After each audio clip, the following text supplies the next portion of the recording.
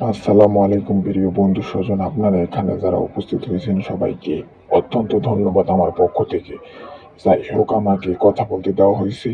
আমি বিভিন্ন পরিকল্পনা গ্রহণ করেছি, সেটা এখানে লেখা আছে। কেউ কোনো প্রকার ডিস্টার্ব করবেন না, ঠিক আছে? যাই হোক, আমি কথা শুরু করি।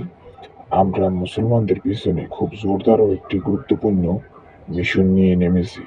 সেটা হলো আমরা মুসলমানদের সাথে তাদের উপরে তাদের সাথে খুব ভালো সম্পর্ক এবং এমন ব্যবহার করবো যাতে করে আরব বিশ্বগুলো আমাদের ছাড়া কিছু না বোঝে, আমাদের কি যেন ওরা একমাত্র প্রভু খোদা বলে গণ্য করে নেয়।